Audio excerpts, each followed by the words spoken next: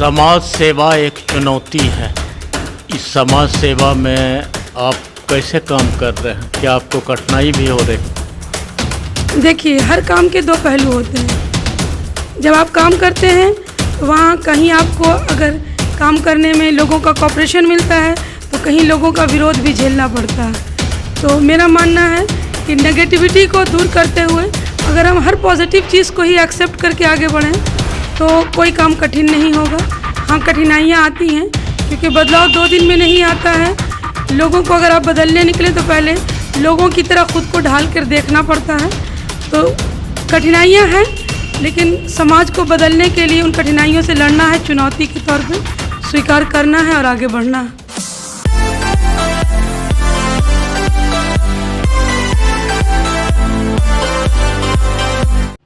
आप देख रहे हैं बेगूसराय फ्रंट लाइन में अभी समाज सेवी कवित्री डॉक्टर शगुफ्ता ताजवर जी से रूबरू हो रहा हूँ।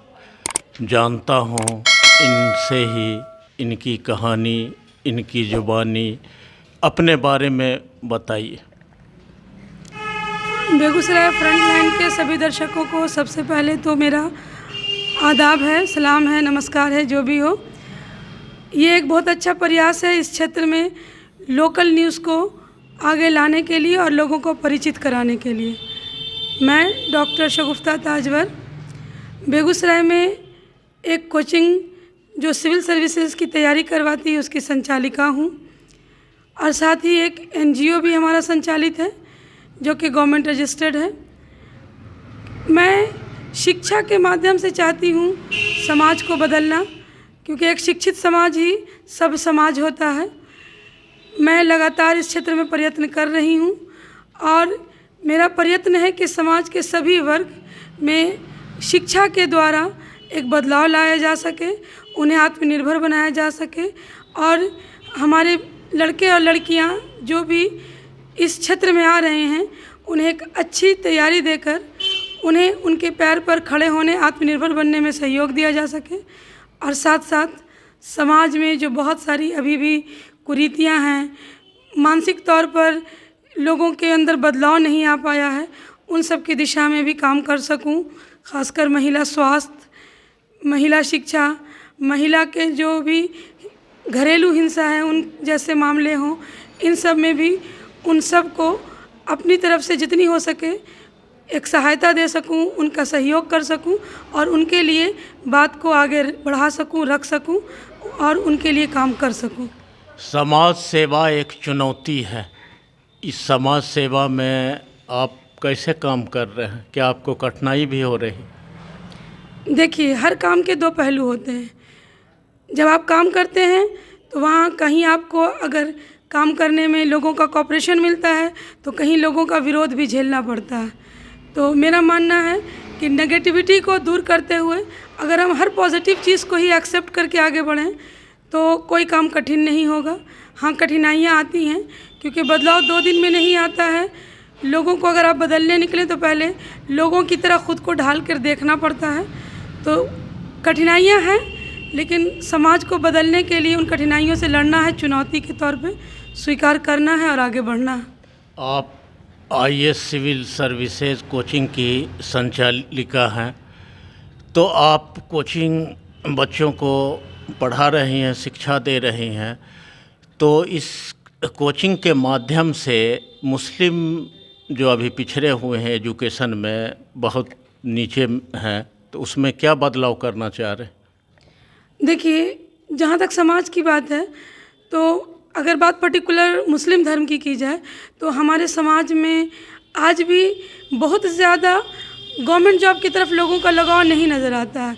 और जब तक हम उस जगह पर अपने लोगों को नहीं पहुंचा दें जहां से वो अपने अधिकार को समझ सकें, अपने कर्तव्य को समझ सकें, तो उनके अंदर बहुत ज़्यादा बदलाव नहीं लाया जा सकता है।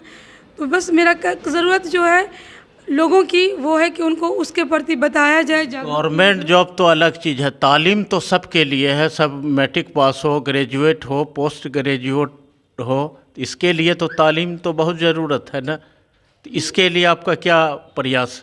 देखिए, तालीम के लिए प्रयास यही है कि जहाँ तक ग्रास रूट पर जाकर उनको तालीम के महत्व को समझाया जाए, उनको बताया जाए कि तालीम से ही आप अपनी तकदीर बदल सकते हैं, तालीम से ही आप अपने आने वाले बच्चों का भविष्य बदल सकते हैं। और उनको जब इस बात का एहसास होगा कि ये उनके लिए कितना इम्पॉर्टेंट है, तो वो खुद ब खुद इसकी तरफ रुख करेंगे। और मेरी कोशिश है कि समाज के हर पहलू को उनके सामने रखूं कि किस तरह वो तालीम से उन सब चीज़ों को हासिल कर सकते हैं और उन्हें एजुकेशन सिस्टम से जोड़ने की कोशिश कर सकूं। ख़ासकर महिलाएं, लड़की जो है आज तालीम से वंचित हो रहे हैं, बहुत कम घरों में पढ़ाया जा रहा है, या तो इस पर आपका क्या कहना? देखिए, महिलाओं को सशक्त बनाना है अगर, तो उनके लिए एजुकेशन बहुत ज़रूरी है। हमारी कोशिश होती है कि जिन बच्चियों की पढ़ाई तालीम बीच में रुक गई है, या जिन बच्चियों की तालीम किसी वजह से, इकोनॉमिकल कंडीशन या किसी वजह से भी नहीं हो पा रही है, या लोगों की सोच की वजह कर, उनको समझा सकूं, उनको इकोनॉमिकल अगर प्रॉब्लम है तो सॉल्व कर सकूं। क्योंकि एक बच्ची अगर पढ़ती है तो उसका सिर्फ एक पर्पस नहीं होता है कि पैसा कमाना, उसका पर्पस होता है कि उसकी पूरी फैमिली को, वो अपने आने वाली नस्ल को तालीम से, तरबियत से बेहतर भविष्य दे सकती है।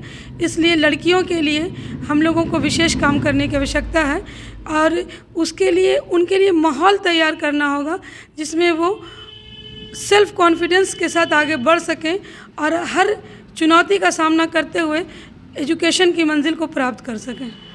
सुनने में आ रहा आप राजनीति में कदम रख रहे हैं, क्या इसमें कितनी सच्चाई है? देखिए, राजनीति में कदम तो नहीं कह सकते हैं, क्योंकि अगर हम राजनीति को एक अलग नज़रिए से देखें तो वो एक समाज सेवा है और मैं समाज सेवा का काम पिछले कई विगत वर्षों से करती आ रही हूँ। हाँ, कार्य क्षेत्र अलग था, कार्य क्षेत्र अभी तक एजुकेशन के और हेल्थ के क्षेत्र में था, लेकिन एक कोशिश है मेरी कि मैं अपने आसपास के समाज में बदलाव लाने के लिए अगर निचले स्तर पर जाकर उसे राजनीति कहिए कि कुछ करने के लिए मुझे वहाँ तक पहुँचना हो, समाज को बदलने के लिए अगर राजनीतिक पद का भी प्रयोग करना हो तो मैं वहाँ तक भी जाने के लिए तैयार हूँ। मेरा मतलब आप वार्ड सदस्य के लिए आपकी तैयारी चल रही है, चुनाव में खड़ा होना चाह रही हैं, क्या इसमें कितनी सच्चाई? जी हाँ, मेरा अभी इरादा है इस बार के नगर निगम चुनाव में वार्ड सदस्य के लिए चुनाव लड़ने का, क्योंकि मैंने महसूस किया है कि हमारे वार्ड को अगर मिला है कि महिला प्रतिनिधि वहाँ से नामांकित हो तो महिलाओं को इसमें संपूर्ण भागीदारी लेनी चाहिए और ख़ासकर पढ़ी लिखी महिलाओं को आगे आना चाहिए। क्योंकि हम राजनीति में भी अगर प्रोफेशनल की तरह काम करें, ना कि एक सिर्फ कि समाज के ठेकेदार हैं और हमें चुनाव लड़ना है, उसे छोड़कर अगर हमारे युवा राजनीति में आते हैं तो ज़्यादा हम अच्छा काम कर पाएंगे। इसलिए मेरा इरादा है इस बार नगर निगम चुनाव में वार्ड सदस्य का चुनाव लड़ने का। क्या राजनीति में आकर ही या सदस्य बनकर ही समाज की सेवा की जा सकती है? नहीं, ऐसा कोई ज़रूरी नहीं है। समाज सेवा कहीं से भी हो सकती है, एक कदम उसके लिए ज़रूरी होता है उठाने का। आप अपने आसपास के अगर एक बच्ची को एजुकेशन दिलवा देते हैं जो पढ़ने में कमज़ोर है तो भी वो भी समाज सेवा है। एक महिला को न्याय दिलवाते हैं वो भी समाज सेवा है। लेकिन ये एक ऐसा मंच हो जाता है जहाँ आप लोगों का ज़्यादा से ज़्यादा भला कर सकते हैं, उन तक ज़्यादा से ज़्यादा योजनाओं को पहुंचा सकते हैं, उनमें ज़्यादा से ज़्यादा सरकारी योजनाओं को पहुंचाकर एक उनके लेवल को ऊपर उठाने की कोशिश कर सकते हैं। इसलिए मेरी ये कोशिश है। आप जान रहे हैं जो चुनाव कितना कठिन जोखिम भरा काम है। आज चुनाव में पैसा, बाहुबल, सारे चीज़ का इस्तेमाल किया जाता है, तो इसमें आप अपने आप को कहाँ पाती हैं? देखिए, जहाँ तक राजनीति में पैसा और बाहुबल का बात है तो मैं उस हिसाब से तो अपने आप को बिल्कुल अलग रखूँगी, क्योंकि जब कोई कैंडिडेट पैसा लगाकर चुनाव लड़ता है तो उसकी पहली मंशा होती है जितना लगाया उससे ज़्यादा कमाना। लेकिन मेरा एक ही मंशा है कि लोग मुझ पर विश्वास करें और मैं लोगों के विश्वास को पूरा करके अपनी जिम्मेदारी का निर्वाह कर सकूं। मैं लोगों से सिर्फ एक ही आह्वान करूंगी कि आप मुझ पर बिलीव करके देखिए, विश्वास करके देखिए। मैं अपने सामर्थ्य से ज़्यादा कोशिश करूंगी आपके लिए कर सकूं, और विश्वास पर मैं चुनाव लड़ना चाहूँगी, पैसे और बाहुबल पर नहीं। आप जहाँ से चुनाव लड़ेंगे वहाँ का मुख्य समस्या क्या है? हमारे क्षेत्र की मुख्य समस्या है शिक्षा, स्वास्थ्य, सफाई, योजनाओं का, इंदिरा आवास या फिर सरकारी जितनी भी राशन या वितरण के लिए आती है उनका सही से वितरित ना हो पाना। और इन सब को दूर करने के लिए मेरी कोशिश होगी कि मैं वार्ड सदस्य बनूं और सभी वर्ग को, चाहे वो जिस समुदाय, जिस धर्म, जिस जाति से आ रहा हो, समान रूप से जो जिसकी ज़रूरत है उसे पूर्ति कर सकूं।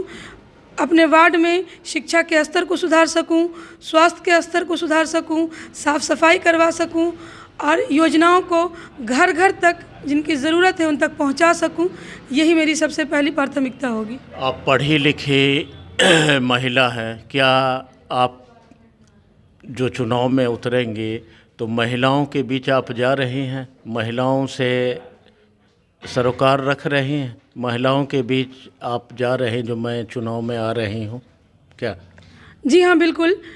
वैसे भी हमारे भारत में आधी आबादी महिलाओं को कही जाती है और महिलाओं का मत बहुत ही निर्णायक मत होता है।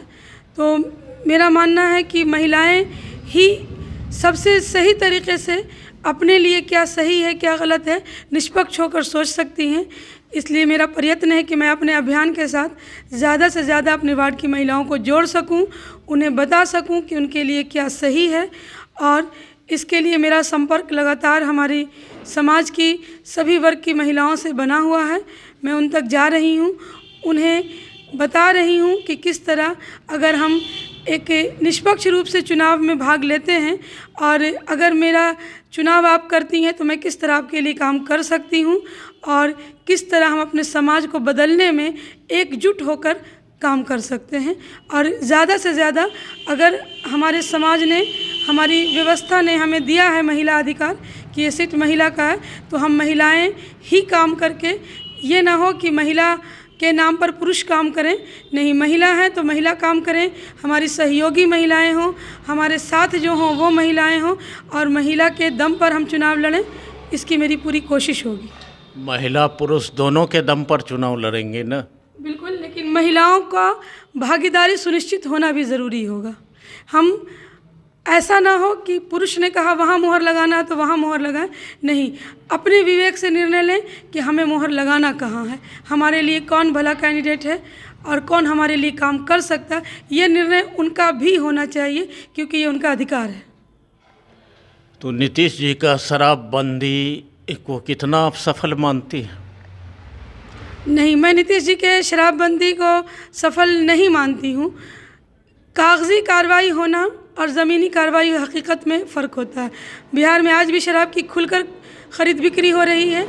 बिल्कुल वही हाल है, जब टेबल के ऊपर से घूस लगता था तो बार्गेनिंग होती थी, टेबल के नीचे से घूस लिया जाता तो अमाउंट तय है। तो शराबबंदी ओपन नहीं शराब बिक रहा है, लेकिन शराब बिहार में खुलेआम बिक रहा है और अधिक मूल्य पर बिक रहा है। शराबबंदी को मैं सफल नहीं मानती हूँ। आप कई आंदोलन में देखी गई, सीए प्रोटेस्ट में भी आपकी बड़ी भागीदारी थी। किसान आंदोलन को आप किस रूप में देख रहे हैं? किसान आंदोलन जो आनन फानन मोदी जी ने वापस ले लिया, इस पर आप क्या कहना चाहें? देखिए, किसान आंदोलन हो या सीए एनआरसी प्रोटेस्ट हो, कोई भी आंदोलन होता है, आंदोलन को लंबा चलना होता है। आंदोलन और विद्रोह में यही फ़र्क होता है कि आंदोलन की समय सीमा तय नहीं होती है। किसान हमारे अन्नदाता हैं, उनका आंदोलन बिल्कुल जायज़ था। मोदी जी को ये आंदोलन बहुत पहले वापस हो जाता अगर किसान बिल वापस ले लेते, लेकिन ये सरकार, चलिए देर आई दुरुस्त आई, लेकिन किसान आंदोलन के प्रति मोदी जी का झुकाव किसानों की कड़ी मेहनत को आप नहीं डेडिकेट कर सकते हैं। आप कह सकते हैं यूपी चुनाव का नतीजा है, क्योंकि यूपी चुनाव में देखते हुए अपने मत का प्रतिशत उन्होंने ये किसान बिल वापस लिया है। इसीलिए मैं इसे मोदी जी की राजनीति कह सकती हूँ, इलेक्शन के पॉइंट ऑफ व्यू से किसान बिल को वापस लेना। इसमें अगर उन्होंने किसान बिल को वापस लेना था तो वो बहुत पहले ले सकते थे। 1 साल तक इस आंदोलन के चलने के बाद वापस लेना, और बिल्कुल यूपी चुनाव से पहले इसे मैं राजनीति से प्रेरित मानती हूँ। सरकार शराब पर ही फोकस दे रही, शिक्षा पर क्यों नहीं दे रही? शिक्षा का ये हाल खास्ता है। आप कोचिंग की संचालिका हैं, पढ़ी लिखी है, तो कोचिंग स्कूल कॉलेज बंद है, पढ़ाई नहीं हो रही, तो इस पर आप क्या कहना चाहेंगे सरकार? देखिए, सरकार जानती है कि शिक्षा का जितना अच्छा स्तर होगा और जितने ज़्यादा शिक्षित लोग होंगे उनके मांग भी ज़्यादा होगी, वो जागरूक ज़्यादा होंगे। जैसे सबसे ज़्यादा अगर आप देखिए तो बुद्धिजीवी वर्ग आज़ादी से पूर्व बंगाल को माना जाता था, तो सबसे ज़्यादा आंदोलन वहाँ से हुए। तो ये सरकार शिक्षा के स्तर को गिराना चाहती है, शैक्षिक वर्ग को इतना प्रताड़ित करना चाहती है कि वो शिक्षा से उसका मोह ही भंग हो जाए। पूरे लॉकडाउन के दौरान अगर सबसे ज़्यादा किसी वर्ग के साथ अन्याय हुआ तो वो था शिक्षित वर्ग। शिक्षा का स्तर, स्कूल, कॉलेजेस, कोचिंग संस्थान को आप लॉकडाउन में इतना ज़्यादा बंद किया कि एक तरह से कहिए तो एक बहुत बड़ी खाई बन गई है स्टूडेंट्स और टीचर्स के बीच।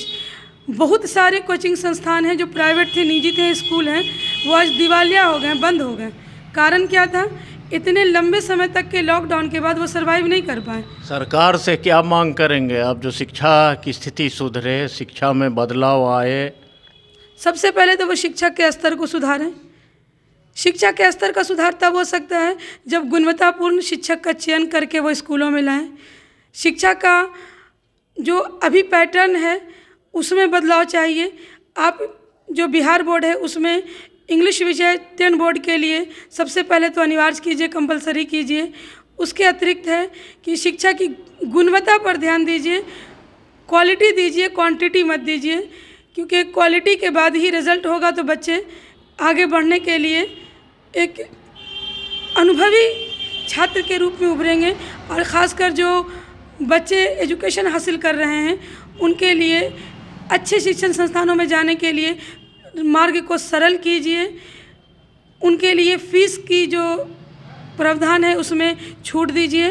और शिक्षा में जो महिलाएं हैं, पुरुष हैं, जो टीचर्स हैं, उनके लिए टाइम टू टाइम नवीन शिक्षा प्रणाली के अंतर्गत ट्रेनिंग की व्यवस्था कीजिए ताकि वो बना सकें। आप एक महिला हैं, शिक्षित महिला है, शिक्षा चला रही हैं, तो आप महिलाओं के लिए, खासकर मुस्लिम महिलाओं के लिए क्या संदेश देना चाहें? मैं मुस्लिम महिलाओं के लिए और पूरे समाज की महिलाओं के लिए मेरा एक ही संदेश है कि आप शिक्षा को समझें। परिवार में शिक्षा आने के बाद ही आप एक बच्चों की परवरिश में बहुत सारी चीज़ें हैं। अगर आपको अपने बच्चे को दवा देनी है तो आप दवा का नाम देखना है, एक्सपायरी डेट देखना है। आप बाज़ार जाती हैं कुछ लेना है, तो शिक्षा का उद्देश्य केवल व्यावसायिकता नहीं है कि आप नौकरी के लिए शिक्षा ग्रहण करें। शिक्षा आप अपने लिए, अपने परिवार के लिए ग्रहण करें और आत्मनिर्भर बनने के लिए भी शिक्षा का प्रयोग करें और अपने अधिकार को पहचानें, अपने कर्तव्य का निर्वाह करते हुए शिक्षा को प्राप्त करें। और एजुकेशन से हम अपने हालात बदल सकते हैं, समाज बदल सकते हैं। तीसरी लहर ओमिक्रॉन के रूप में आ गया है, इस पर आप अपने छात्रों, समाज के लोगों को क्या कहना चाहेंगे इससे बचने के लिए? अभी मास्क कोई लगा नहीं रहे हैं, भीड़ भाड़ का पालन नहीं कर रहे हैं, सोशल डिस्टेंस का पालन नहीं हो रहा, इस पर आप क्या कहें? देखिए, जब हमारे भारत में लोग जब बहुत ज़्यादा किसी चीज़ से ग्रसित होते हैं तब उसकी तरफ ध्यान देते हैं। जैसे थोड़ी सी हल्केपन महसूस होती है तो सब कुछ छोड़ देते हैं। तीसरी लहर ने दस्तक दे दी है, तो जब दस्तक दे दी है तो तैयारियां भी सरकार और लोग सबको पूरी कर लेनी चाहिए। मैं सबसे आह्वान करूंगी कि अगर हमें लॉकडाउन की स्थिति से बचनी है, फिर से बंद होकर घरों में नहीं बैठना है, तो सोशल डिस्टेंसिंग का पालन करें, मास्क का प्रयोग करें, सैनिटाइज़र का प्रयोग करें। ख़ासकर जब तक ज़्यादा ज़रूरी ना हो भीड़ भाड़ के क्षेत्र में ना जाएं। हो सके तो भीड़ भाड़ से बचें, ट्रैवल उतना ही करें जितना आवश्यक हो, अनावश्यक इधर उधर ना जाएं। और अगर कोई थोड़े से भी उनको लगते हैं सिम्टम कि कोरोना के हैं तो वो अपने आप को सेल्फ क्वारंटाइन करें। और उन्हें अगर लगता है कि लक्षण हैं कोरोना के तो टेस्ट करा के जो भी आवश्यक है उस तरह के गाइडलाइन का पालन करते हुए अपना ट्रीटमेंट करवाएं। बहुत बहुत धन्यवाद। अभी हमसे बात कर रही थी सिविल सर्विसेज कोचिंग की संचालिका डॉक्टर शगुफ्ता ताजवर।